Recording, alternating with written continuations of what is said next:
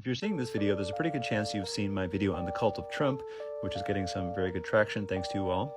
And I also did a follow-up video on the cult of Trump in regards to QAnon, at the end of which I suggested that QAnon might be a kind of psyop or disinformation campaign. Unfortunately, I kind of ran out of time to make the implication more clear, so in this video that's what I want to do, and I want to do so with the help of author Sarah Kendzior, whose most recent book, They Knew, is about conspiracy theories and actual conspiracies, because you can't really talk about one without talking about the other. In one part of the book, Kendzior writes about something called preemptive narrative inversion, which is a kind of disinformation tactic that people use when they want to deny culpability or responsibility for a crime of which they've been accused.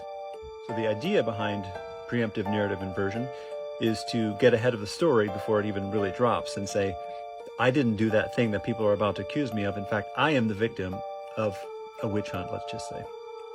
As far as I can tell, this disinformation tactic is similar to what's been called DARVO. You might have heard of it. It's an acronym that stands for Deny, Attack, and Reverse Victim and Offender. Now, this is something that we see Donald Trump do all the time, not only in regards to accusations of sexual assault, in which he then attacks the person who's making the accusations and calls them various names and says that he is actually the one under attack, political attack. And he does this frequently in regards to his other crimes, financial and otherwise. He's doing this in regard to the classified documents case, where he's basically turning the whole thing around and saying, I am the victim in this situation. I'm completely innocent. And it's those other people who are doing something bad. So in regard to Pizzagate and especially QAnon, these conspiracy theories both arose at a time when Donald Trump was coming under intense scrutiny for his allegations of sexual assault. And in the first instance, it was about deflecting the blame onto Hillary Clinton and others. Oh, she's the one who's doing the P word and other bad things, other much worse things. In fact, she's eating the brains of children.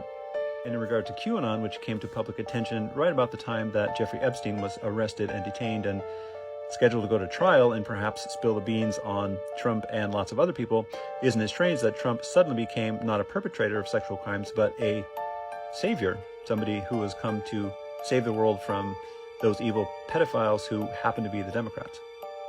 To sum it all up, I'll return to Sarah Kendzior, who, at the end of her section about preemptive narrative inversion, she writes, QAnon is a propaganda operation and QAnon is a cult, but above all, QAnon is an alibi.